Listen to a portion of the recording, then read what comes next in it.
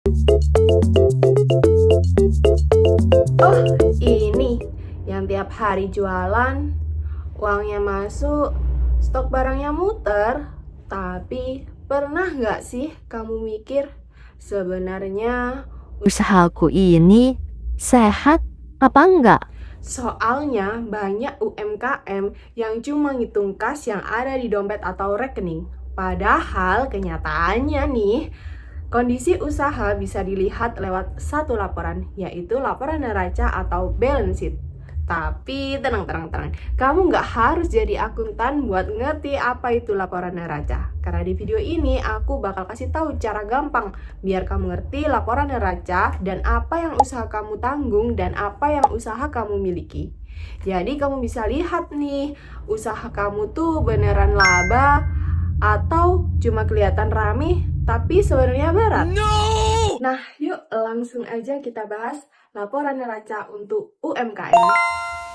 Jadi ini tuh bukan teori yang rumit guys, bukan juga angka-angka yang kelihatannya bikin pusing. No. Ini tuh cuma cara buat biar kamu bisa tahu posisi keuangan usaha kamu lewat 3 hal penting. Yang pertama ada aset, yang kedua ada utang, dan yang ketiga ada ekuitas. Jadi bayangin aja nih, ada rongsen, hasil rongsen. Nah, dari situ kan kamu bisa tahu mana nih hal-hal yang emang beneran sehat dan mana yang harus diperbaiki. Nah, yang pertama ada aset.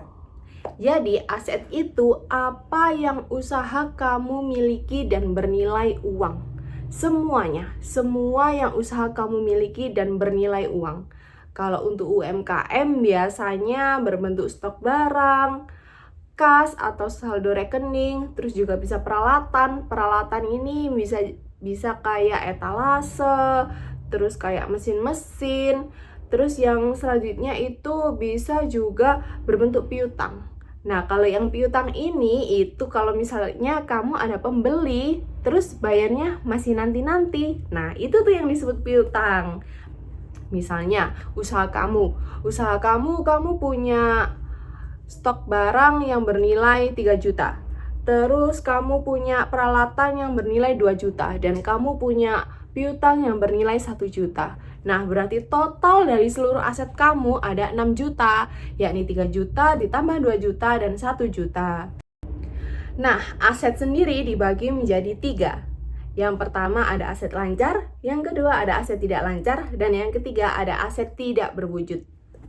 Yuk, yang pertama adalah aset lancar. Jadi aset lancar atau current asset ini adalah aset yang mudah diuangkan. Karena dia mudah diuangkan, jadi sifatnya jangka pendek. Misalnya nih, kayak kas dan setara kas, terus ada persediaan barang dan piutang usaha. Yang kedua ada aset tidak lancar atau fixed asset. Jadi fixed asset ini adalah aset yang tidak mudah diuangkan dan memiliki manfaat ekonomi lebih dari 1 tahun atau jangka panjang. Contohnya nih ada tanah, bangunan, dan mesin. Nah, yang ketiga ada aset tidak berwujud atau intangible asset. Jadi meskipun tidak berwujud, aset ini memiliki manfaat ekonomi yang lebih dari 1 tahun. Contohnya, ada hak paten, terus hak cipta, dan goodwill. Utang itu apa yang usaha kamu tanggung. Nah, utang ini sering banget dilupain. Padahal utang itu bukan cuma berbentuk pinjaman bank, tapi bisa juga utang modal ke keluarga, cicilan etalase, cicilan mesin, pajak, stok barang yang belum dibayar, atau utang lainnya yang emang tanggungan yang belum dibayar. Jadi kalau misalnya nih, aset kamu 6 juta, terus utang kamu ada 4 juta, berarti kekuatan usaha kamu ya cuma 2 juta. Ekuitas itu sisa kekayaan bersih. Jadi ekuitas adalah hak pemilik usaha setelah aset dikurangi dengan utang. Formula gampangnya yakni ekuitas sama dengan aset dikurangi utang.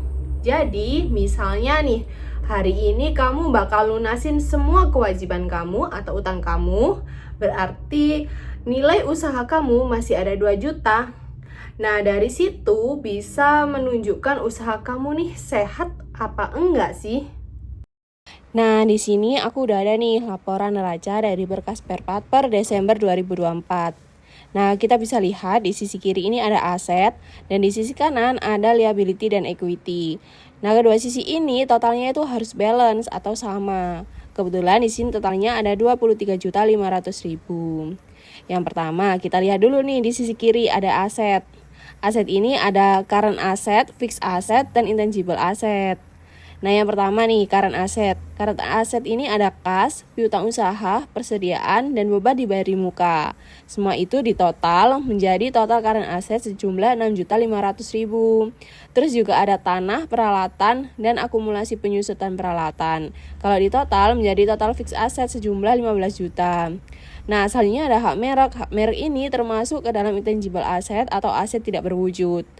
Di sini hak mereknya ada 2 juta. Setelah itu kita total semua aset yang tadi, yakni current asset, fixed asset, dan intangible asset. Totalnya nih ada 23.500.000. Nah, selanjutnya kita beralih nih ke sisi kanan, ada liability dan equity.